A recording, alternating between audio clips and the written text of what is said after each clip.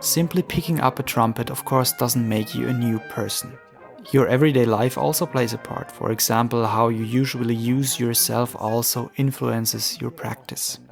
That means treating yourself nicely is an important factor as well. Yes, and you could also say that our practice can influence our everyday life, i.e., we can continue this attention we develop when playing in our day-to-day life, try to intensify it and generally make it clearer and more accessible for ourselves. For example, when we observe our breathing, we can also recall this awareness during our everyday life.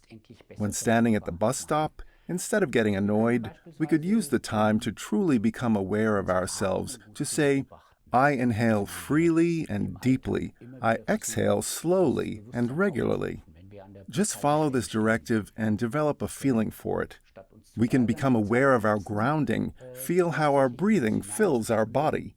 And this way, we receive good feedback on what deep, free breathing means, which in turn will make it easier to apply it during our practice. Situations like this that you can use for your benefit are very common, but it's important to call attention to doing it as well. You can set yourself very simple tasks, checking your attention throughout the day.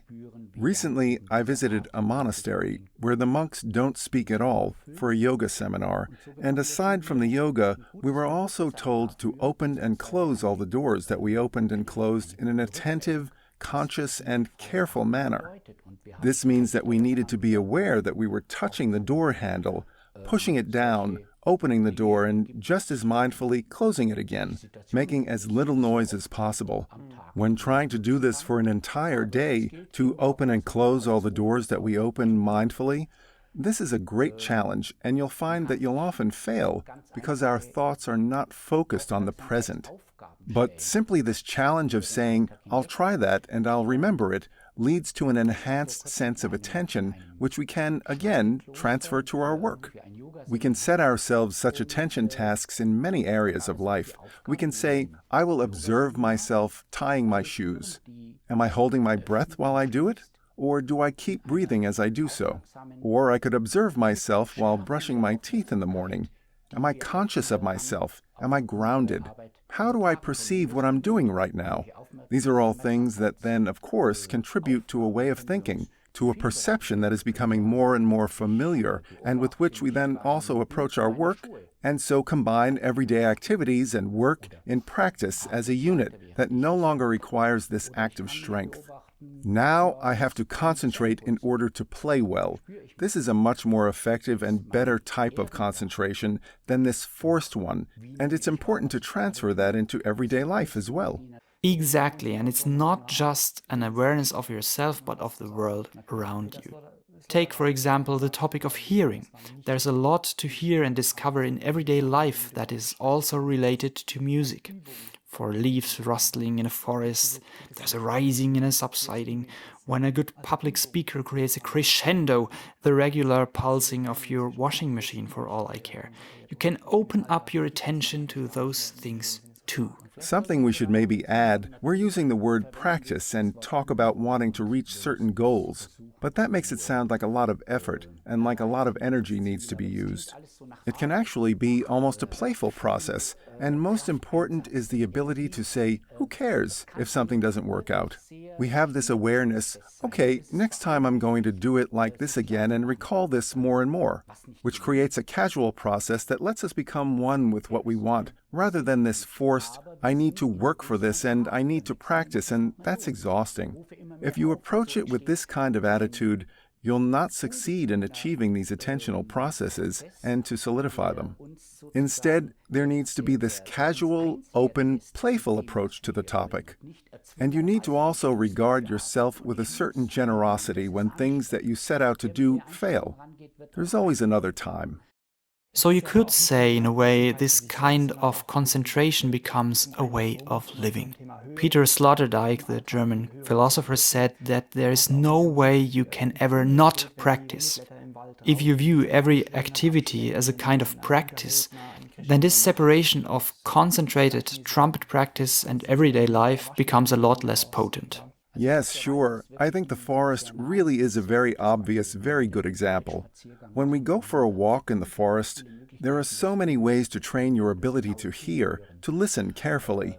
You can just try to see how many birds are singing, whether they're singing at the same time, from which direction it's coming from.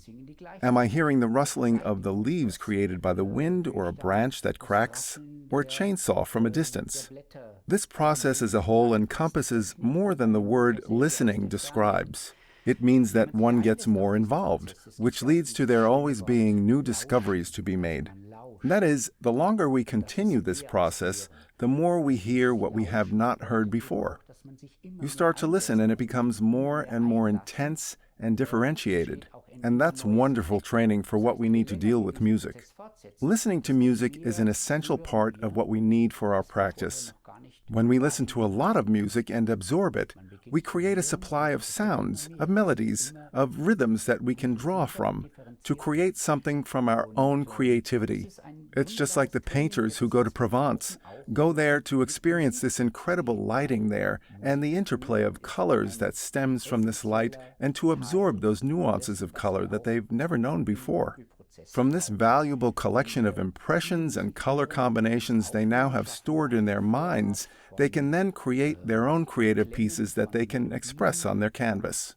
It's the same for us. We permanently have to deal with sounds and melodies and everything that has to do with music, rhythms that we feel and process accordingly into something creative, from which we then create something of our own imagination. That's exactly what I was just going to say, because now we're back at the beginning with the topic of song and wind. This again means that we're learning how to deal with this topic of learning song. That's why I really advise listening to a lot of music. Singing yourself as well is an important process on the way to being creative, to always challenge yourself in this active kind of listening by setting a certain focus. I'm going to listen to the sound. I feel and pulsate with the rhythm, with the beat. I decide to listen to a good recording, 8 beats, to play a certain part, to switch off and to attempt to replay exactly what I've just heard in my own imagination. A really good exercise for training your tonal memory, your melodic and musical memory. To make all these things reality and to take them seriously, because they help us play better and deal with what we also describe using the concept of wind and song, song and wind.